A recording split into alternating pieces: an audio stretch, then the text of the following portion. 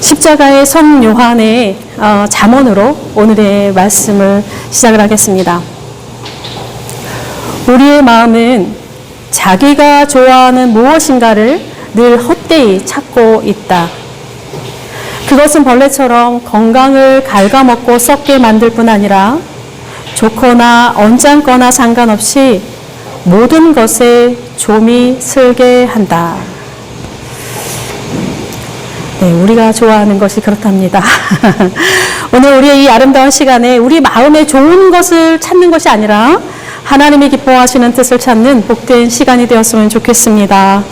자, 성막과 성소의 건조, 그다음에 5대 제사와 첫 위임식, 그리고 첫 제사, 이어지는 두 제사장의 죽음까지 지난주까지 보았는데요.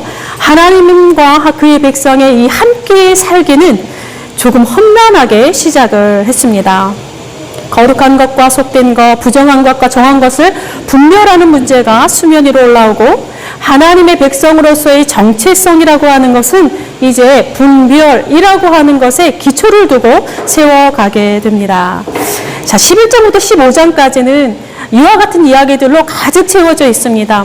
레위기가 27장입니다. 27장까지 있는데 그 중에서 5장을 할애하고 있습니다. 엄청난 분량입니다.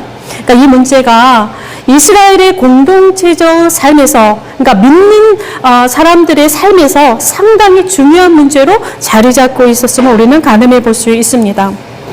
그렇다고 해서 이 11장에서 15장까지 있는 모든 것들이 삶의 모든 부분을 다루지는 않습니다. 또 그 삶의 모든 부분을 아우를 수 있는 다림질 역할이나, 다림줄 역할이나 아니면 어떤 공리가 되는 것도 사실은 아닙니다. 그런 성격의 것은 아닙니다. 게다가 모든 시대에 일괄적으로 적용할 수 있는 것도 아닙니다. 그러나 어쨌든 이 부분이 성경 속에 있다라고 하는 것, 그러니까 이 부분을 어떻게 해석하고 어떻게 이해하며 또 오늘 우리 지금 현대인의 삶의 자리에서 우리는 무엇을 포착해야 하는가라고 하는 것은 우리가 찾아가야 되는 또 과제이기도 합니다. 분명한 것은 이 본문들이 고대 세계의 가치, 체계와 문화를 드러내고 있다라고 하는 사실, 그리고 이스라엘을 형성하는 어떤 세계관이 담겨 있다라고 하는 것은 확실합니다. 이런 것을 염두에 두면서 레위기를 읽어가시면 좋을 것 같습니다. 또 우리가 하나 더 말씀드리자면, 이 거룩한 것과 속된 것이라 할 때 이 속된 것은 부정적인 의미는 아닙니다. 그러니까 속되다라고 하는 것은 평범하다라고 하는 의미를 가지고 있습니다. 그러니까 피조세계의 모든 것은 속된 것입니다. 스스로 거룩해질 수 있는 것은 아무것도 없습니다. 그 평범한 것들 중에서, 이게 속된 것들 중에서 정결한 것을 구별하여 하나님께 드릴 때 그것을 거룩하다, 그렇게 구별됩니다. 예를 들면 이 주일이라고 하는 날을 우리가 하나님께 예배드리기 위해서 구별하여 쉬고 모이고 구별했죠.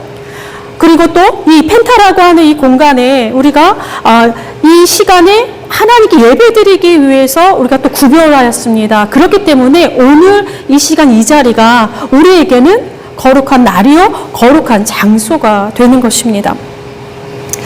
자, 11장에서 15장까지 우리가 이제 일발하듯 흙깃보듯 이렇게 단순하게 표현하면 의식주 문제입니다. 먹는 것, 입는 것, 거주지에 대한 영역을 다루고 있습니다. 중간중간에 다른 것들이 불쑥 들어가긴 하지만 전체적으로 보면 의식주 문제예요. 가장 먼저 11장에는 먹는 문제가 등장을 합니다. 그러니까 시작과 마지막, 아까 그때 읽었는데 우리가 너희가 먹을 만한 생물은 하면서 이제 11장이 시작을 하고 마지막도 그런 비슷한 표현으로 마무리를 합니다. 부정한 것과 정한 것이 나오는데 육해공군 다 나옵니다. 네. 그리고 그 사이에 또, 이제 11장이 끝나면 출산한 여성에 대해서 다루고 있고, 또 13장으로 가면 나병에 대해서 다룹니다. 이 나병은 우리가 오늘날 이해하는 한센병, 그 병은 아닙니다. 이게 성경에서 신약이나 구약이나 이 나병이라고 할 때는 이 광범위한 피부 질환을 이야기를 하는데 약간 악성, 전염성이 있는 그런 피부 질환을 지금 성경에서는 나병이라고, 그러니까 히브리어로는 사실 나병은 아니에요. 그러니까 광범위한 피부 질환을, 발진, 이런 것들을 가리키고 있습니다. 그런데 이 부분이 상당히 많았다라고 하는 것은 이런 문제들이 상당히 그 공동체 내에 많이 쉽게 등장했다라고 하는 사실입니다. 그 다음에는 이제 옷에 생긴 뭐 곰팡이, 거주지에 생긴 곰팡이, 나병 이렇게 나오고 맨 마지막 15장에 가서는 이 유출 문제가 다루어지면서 레위기 전반부가 끝납니다. 그러니까 제사장들은 이와 같이 거룩한 것, 속된 것, 정한 것, 부정한 것을 분별하는 것에 대해서 이스라엘에게 가르쳐줘야 하는 의무가 있고 책임이 있었습니다. 그래서 예언서에도 계속 이러한 것들을 제사장들에게 요구합니다. 특별히 에스겔서도 그렇습니다. 내 백성에게 거룩한 것과 속된 것의 구별을 가르치며 부정한 것과 정한 것을 분별하게 할 것이며, 계속 예언서에서 많이 등장하는 이런 문구입니다. 그러니까 부정한 것과 정한 것의 분별이 왜 이렇게 중요할까?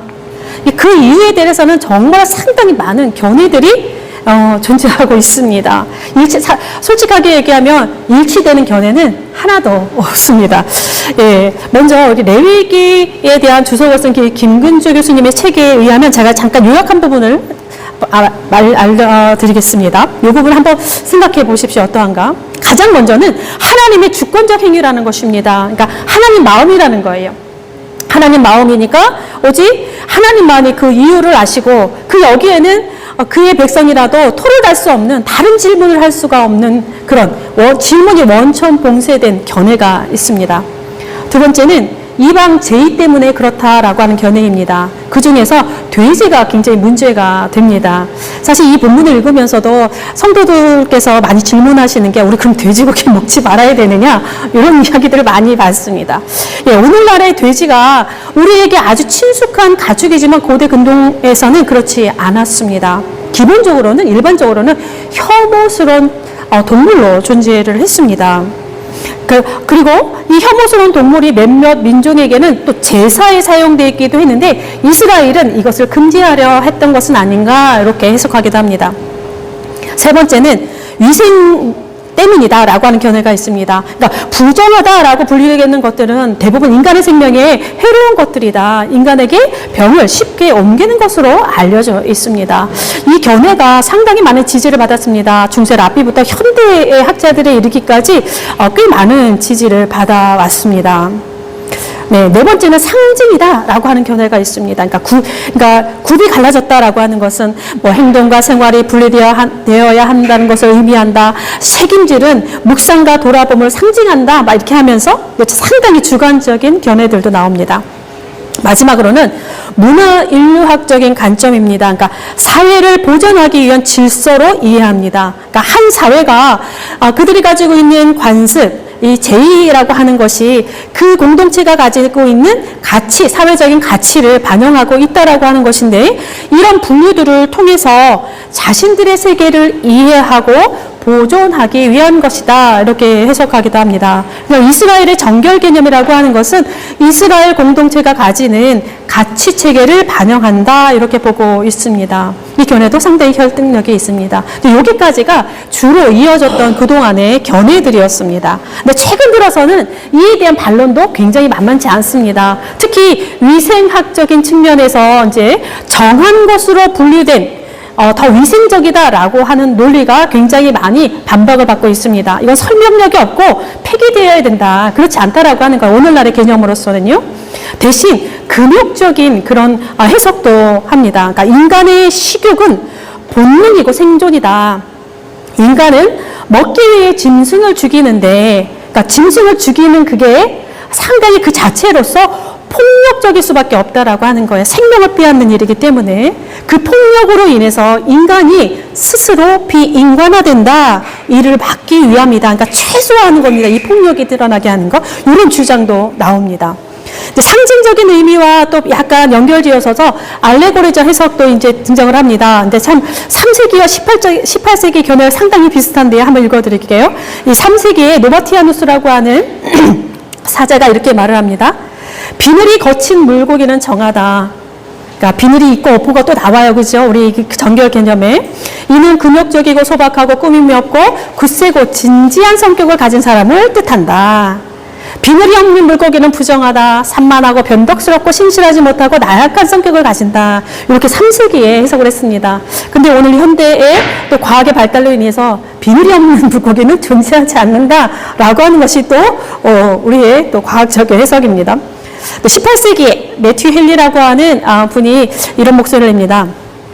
묵상을 비롯하며 마음에 숨은 사람이 행하는 다른 경거나 행위들은 되새김질하면서 영적인 음식을 소화하는 것을 의미하며 사람에 대한 정의와 자비, 선한 대화 행위는 발굽이 갈라진 것을 뜻한다. 이렇게 해석을 합니다. 그러니까 상당히 근데 매우 주관적이에요. 그러니까 현실적으로 해석하지 않는다라는 거예요. 제의적인 접근 방법도 있습니다. 부정한 것으로 분류된 동물들이 예배 때 받아들여지지 않습니다. 이스라엘 제사에 보면 그런 의견도 사실은 존재합니다. 그러니까 많은 의견들이 굉장히 많이 존재를 하고 있는데 명쾌하게 하나로 쫙 꿰뚫을 수 있는 그러한 해석은 사실 없습니다. 없고 조금씩 좀 어떤 파편적인 그러한 통찰력이 있는 것 같습니다. 이런 것들은 이제 있다라고 하는 걸 생각이 들고 11장을 또 이렇게 보면 눈에 띄는 것이 조금 있습니다. 뭐냐면 정한 짐승으로 분류되는 것들 야생이 아니라 가축이라고 하는 점입니다. 네. 그러니까 하나님께 제물로 드릴 수 있는 짐승들이 정한 것으로 이렇게 거론이 됩니다. 그러니까 가축. 그러니까 가축이라고 하는 거 인간이 통제할 수 있는 것들이 대부분입니다. 그러니까 인간의 손에 길들여진 것들 그것을 정하다라고 하는 것으로 되게 분류가 되고 있습니다. 11장을 보면. 그러니까 때문에 보면 이 삶에 익숙하고 인간이 안전하다라고 이렇게 경험하게 되는 것들을 정한 것으로 이렇게 분류하는 것은 아닌가, 그렇게 경험하는 것은 아닌가, 우리가 해석해 볼 수 있는데요. 근데 돼지의 경우가 좀 다르긴 합니다. 예, 돼지. 우리 가까이에 존재하면서 우리 식탁에서 빠질 수 없는 매우 인기 있는 그러한 가축입니다. 그런데 소와 양과 염소와 같은 가축과는 조금 기르는 방식에서 좀 차이가 있습니다. 돼지는 원래 정착민들이 기르던 짐승입니다. 소와 양과 염소는 유목민들이 기르던 그런 가축입니다. 약간 차이가 있는데 이스라엘이 가나안에서 정착하기까지 유목민이었다라고 하는 점을 또 생각해 보지 않을 수 없습니다. 게다가 돼지는 이집트와 떠나온 이집트 들어가야 되는 이 가나안에서 많이 길렀던 동물인데 죽은 자를 위한 의식에 사용되었다라고 하는 기록이 남아 있습니다.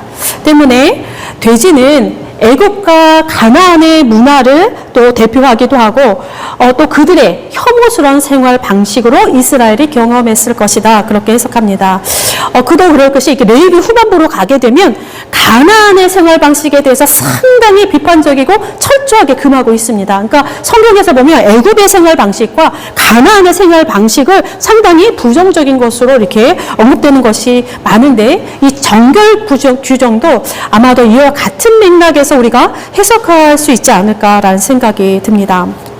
또 특이한 것은 땅 위를 기어다니는 것, 땅과 관계된 것, 땅 아래에 있는 것, 땅을 기어다니는 것에 있어서 상당히 경계심이 많습니다.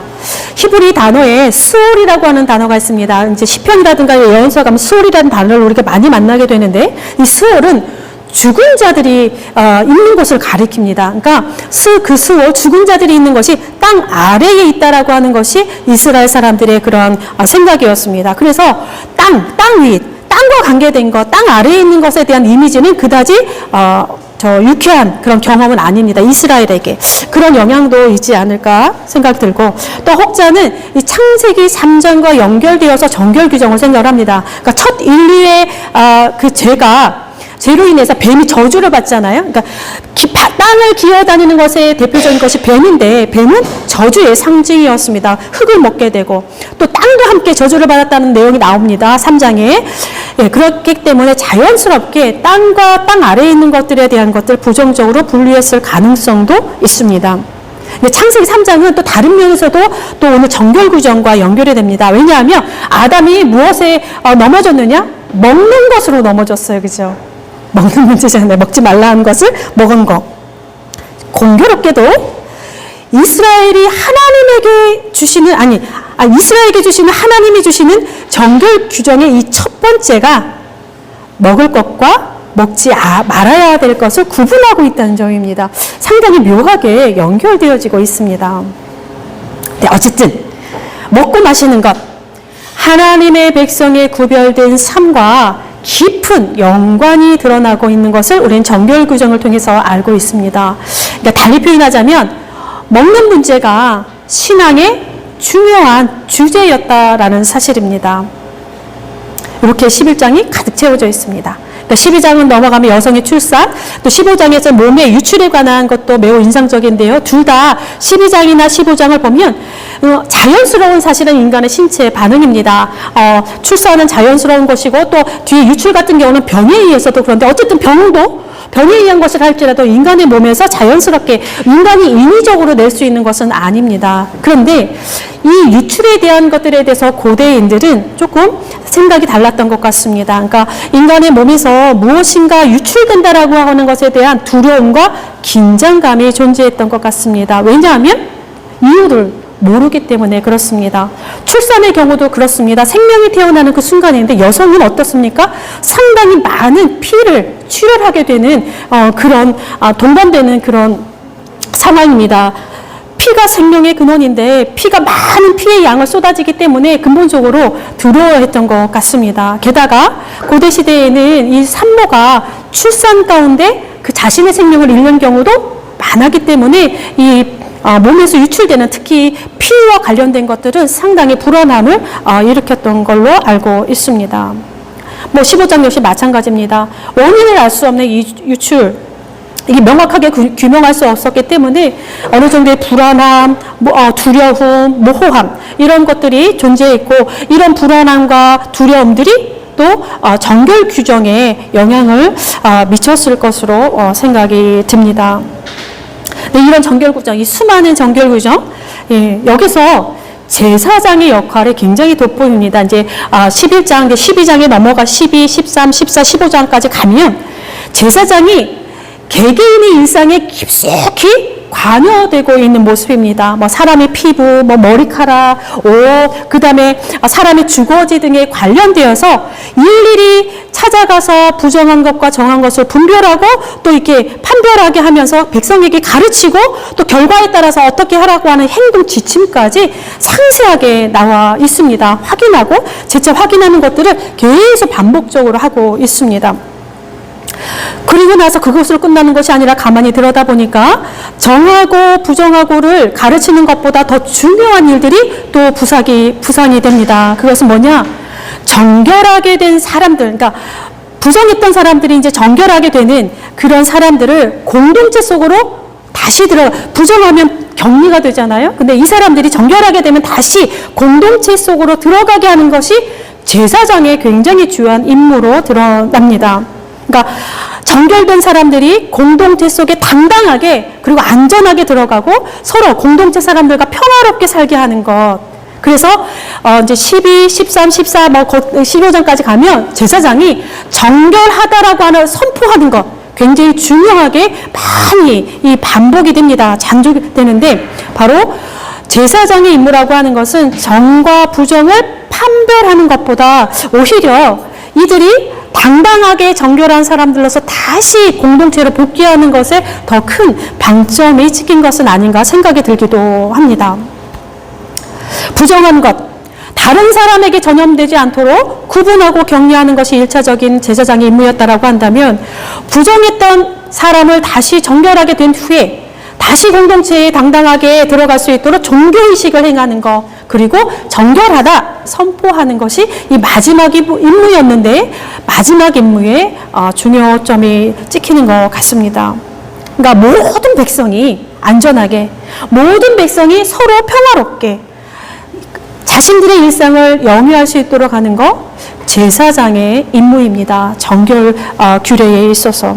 이들에게는 이스라엘을 하나님의 백성답게 보존하고 유지시키는 것, 그리고 하나님의 사람들을 다시 그 공동체에 복귀시키는 것, 아마도 정결 규정이 가진 본심은 아닐까 그런 생각이 들기도 합니다. 그런 점에서 우리 맨 마지막에 읽었던 44절, 45절의 말씀이 매우 의미 있게 읽혀질 수밖에 없습니다. 제가 읽어드립니다. 44절만.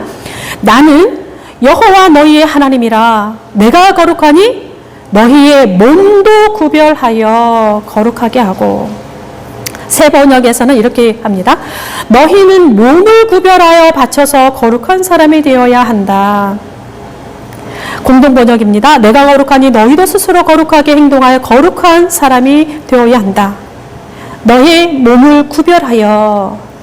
11장의 결론이기도 하고 정결 규례의 진의를 담고 있는 문장입니다. 그러니까 정한 것과 부정한 것, 거룩한 것과 속된 것, 그러니까 먹을 것을 가지고 지금 11장에서 이야기를 하고 있는데 그렇게 구별하는 이유가 뭐냐? 너의 몸을 구별하기 위해서, 너의 몸을 지켜주기 위해서라고 하는 거예요. 그러니까 하나님을 위한 것이 아니라 인간을 위한 규정입니다. 정결규례가 하나님을 위하는 것 같지만 그러나 인간의 몸을 지키기 위한 하나님의 섭리인 것이 드러나는데 거룩한 삶이라고 하는 것은 우리의 몸을 지키는 일도 포함된다라고 하는 것을 드러내주고 있습니다. 지금 조금 결이 다르긴 하지만 이 정결 규정을 철저하게 지켰기 때문에 이 이스라엘 민족이 보존되었던 그런 유명한 일화가 있습니다. 잘 아십니다. 14세기 중세 유럽에 죽음의 그늘로 몰아내었던 흑사병. 그죠? 2천만 명이라고 하는 사람들이 죽어나갔을 때에 그 전염병에서 유대 민족은 유일하게 살아남았습니다. 대부분 살아남았어요. 왜냐하면 깨끗한 생활을 했던 그런 정결 규정 때문에 그렇습니다. 근데 바로 이 때문에 또 마녀 사냥에 그 사람들만 보존되고 있으니까 이들 때문이다라고 하는 이 마녀 사냥에 타겟이 되는 슬픈 역사가 되기도 했는데 어쨌든 이 정결 규정이라고 하는 것은 하나님의 백성의 몸을 지켜가는 하나님의 선하신 섭리가 담겨져 있습니다. 또한 더불어서 이 정결 규정에서 가장 중요한 것이 무엇이냐? 바로 하나님이 말씀하셨다라고 하는 데 있습니다. 그러니까 아담이 어떤 과일을 먹었냐, 사과냐 아니냐, 그게 중요한 것이 아니라 먹지 말라 한 과일을 먹었던 게 문제가 되었습니다. 바로 특정한 동물에 대한 규정보다 더 중요한 것은 하나님이 말씀하셨고 그의 백성은 이에 순종했다라고 한 사실이 지금 레위기 성막의 이야기, 출애굽기부터 시작되는 성막의 이야기부터 쭉 일관되어지는 그런 하나님의 말씀입니다. 그러니까 정결 규정이라고 하는 것, 제사 이야기, 성막 이야기, 이 모든 것들은 무엇이냐? 하나님과 그의 백성 간의 그 언약적인 관계적인 측면에서 모두 다루어져야 한다 말씀드릴 수 있습니다. 하나님 앞에서 삼가고 조심하며 사는 삶, 정결 규례가 이끌어내는 삶입니다. 그러니까 하나님 앞에서 구별된 삶을 요구받는 것은 그들이 하나님의 백성이기 때문에 그렇습니다. 그러니까 먹는 것부터 하나님 앞에 매어 삽니다. 이스라엘이 보여주는, 구약의 신앙인들이 보여주는 믿음의 모습입니다. 성막도 제사도 옷을 입는 것도 또 거주지에 관한 것도 공동체에 소소하게 일어나는 다양한 모든 것도 이 하나님의 말씀에 이렇게 턱 걸어놓는, 매여있는 그러한 이스라엘의 모습을 볼 수 있습니다. 그러니까 이 사람들의 일상을 움직이는 힘이 무엇이냐? 바로 하나님이 말씀하셨다라고 하는 데 있습니다. 우리는 어떠하십니까? 무엇을 먹을까? 무엇을 입을까? 어디에 살아야 될까? 이렇게 살라 저렇게 살라 세상의 소리가 만만치 않습니다. 근사한 도시 문화의 목소리는 치명적으로 우리에게 매혹적인 모습으로 다가오고 또 바벨의 이 웅장함은 우리의 시선을 단번에 사로잡습니다. 이뿐만이 아닙니다. 우리가 사랑하는 사람들의 소리도 만만치 않습니다. 아내와 남편, 자녀와 부모의 애정 어린 소리들도 하나님의 말씀을 살짝 덮고 가기에 충분합니다. 어떠하십니까? 네, 서운하실지 모르지만 우리의 하루를 좌지우지할 수 있는 힘은 아내도 아닙니다. 남편도 아닙니다. 부모도 아닙니다. 자녀도 될 수가 없습니다. 오직 하나님의 말씀이어야 합니다.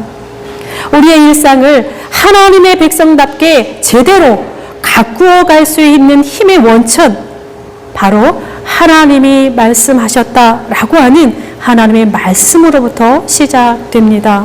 바로 정결 규정이 우리에게 끊임없이 이야기를 합니다. 하나님께 매인 삶, 거룩한 삶의 시작이요 분별의 첫 걸음이며 정결한 일상을 가꾸는 우리의 힘이 될 것입니다. 기도하겠습니다. 오직 주의 사랑에 매여 우리 영혼이 기뻐 노래 부릅니다. 주께서 우리의 소망의 언덕이 되시고 기쁨의 땅이 되어주시니 우리가 주께 드릴 것은 사랑입니다. 우리의 길을 움직이는 연료가 주의 말씀이 되게 하시고 우리의 일상을 움직이는 힘이 주의 사랑이 되게 하옵소서. 세상 속에서 살아가나 세상과 구별되는 삶을 살아가게 하시고 우리의 먹고 자고 깨는 일이 세상의 풍속을 따르지 않도록 도와주옵소서. 주님, 우리를 불쌍히 여겨 주시기를 구합니다. 탐욕과 분노는 폭력과 전쟁으로 뒤엉키고 허울 좋은 대의는 연약한 자를 볼모로 잡습니다. 바벨의 노래는 우리의 귓가에서 떠나질 않고 만몬의 달콤함은 우리의 입술 위에 있습니다. 주여, 십자가의 보혈로 우리를 정결하게 하사 선하고 거룩한 능력이 우리의 샘에서 고통과 절망의 한복판으로 흘러가게 하옵소서. 새롭게 주신 이 아름다운 한 주간이 주께 매임으로 땅에서도 하늘을 사는 믿음의 사람 되게 하옵소서. 우리를 정결하게 하신 예수 그리스도의 이름으로 기도드립니다. 아멘.